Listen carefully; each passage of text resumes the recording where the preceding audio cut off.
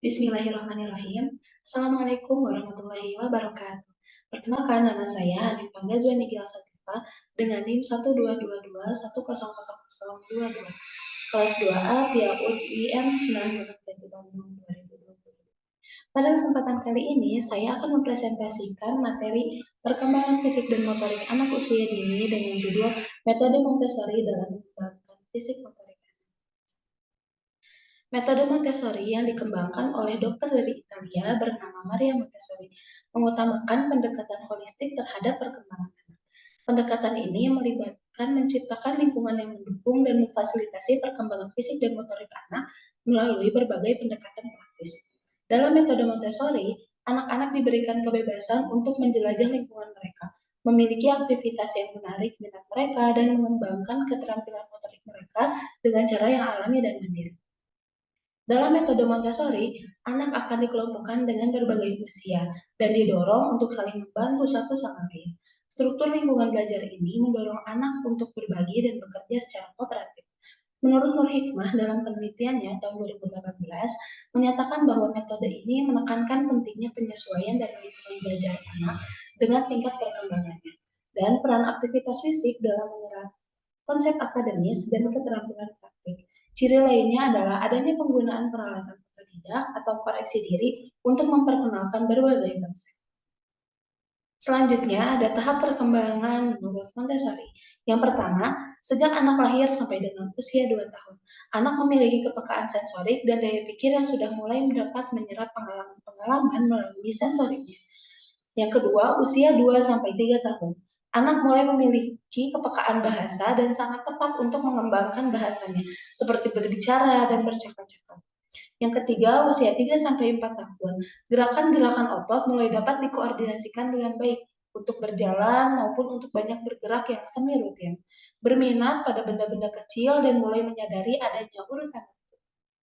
Lalu yang terakhir, usia 4 sampai 6 tahun. Terjadilah kepekaan untuk penumbuhan sensorik. Semakin memiliki kepekaan indrawi, khususnya pada anak usia sekitar 4 tahun, memiliki kepekaan menulis, dan pada anak usia 5 sampai 6 tahun memiliki kepekaan yang bagus untuk membaca.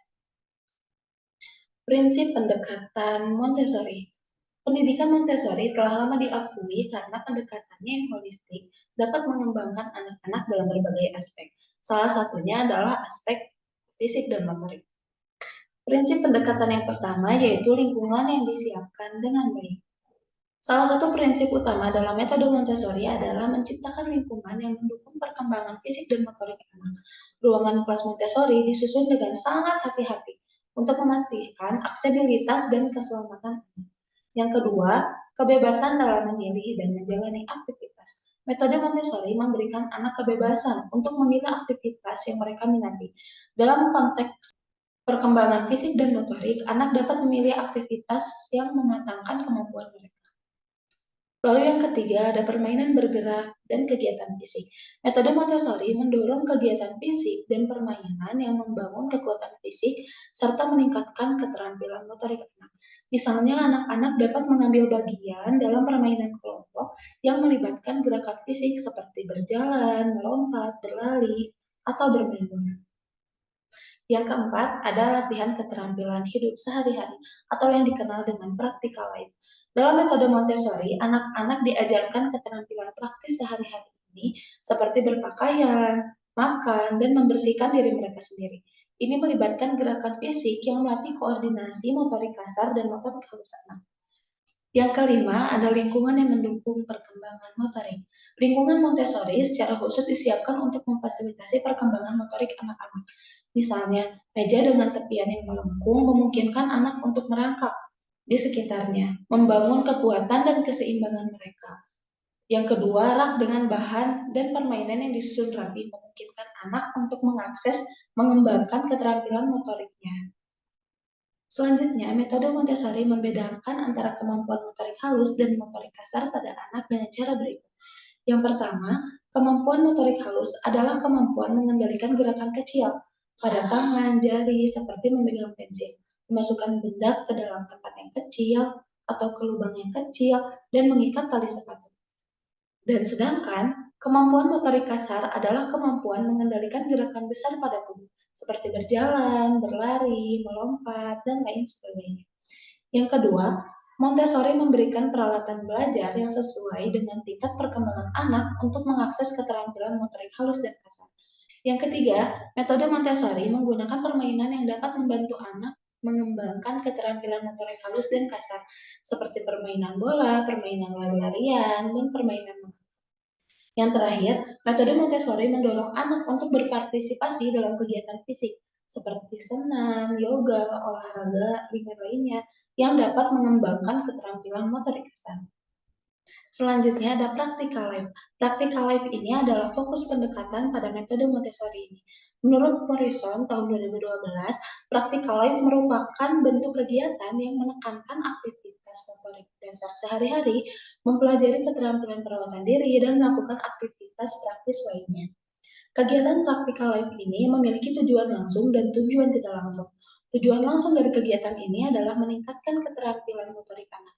Sedangkan tujuan tidak langsung dari kegiatan practical life diantaranya mengembangkan potensi kemandirian, konsentrasi, disiplin, kemampuan berbahasa, kepercayaan diri, dan juga harga diri anak. Fitz mengungkapkan bahwa the exercise of practical life also help children develop control and coordination of their movement, both whole body gross motor and hand fine motor movement. Dari definisi tersebut, maka dikatakan bahwa latihan practical life dapat membantu anak-anak dalam mengembangkan kontrol koordinasi gerakan anak, baik seluruh tubuh sebagai motorik kasarnya atau juga di tangan sebagai motorik halusnya. Dari materi yang telah saya sampaikan, dapat diambil kesimpulan bahwa anak usia dini memiliki karakteristik yang khas baik secara fisik maupun mental. Dalam konteks ini, metode Montessori telah menjadi salah satu pendekatan pendidikan terkenal dalam membantu anak mengembangkan fisik motorik mereka secara optimal. Pendidikan Montessori telah lama diakui karena pendekatannya yang holistik dalam mengembangkan anak-anak. Selain itu, metode Montessori juga menyiapkan berbagai alat permainan yang merangsang perkembangan keterampilan motorik halus anak seperti merangkai balok, memegang benda dengan jari, atau mencucurkan air. Dengan metode Montessori, anak diajarkan untuk aktif dan mandiri dalam belajar, sehingga dapat membantu mengembangkan kemampuan motorik kasar pada anak usia dini secara optimal. Cukup sekian materi yang dapat saya sampaikan pada kesempatan kali ini.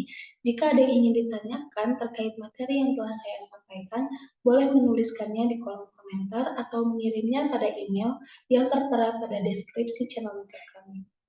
Terima kasih atas perhatiannya. Mohon maaf apabila ada kekurangan dan kesalahan dalam penyampaian materi ini. Wassalamualaikum warahmatullahi wabarakatuh.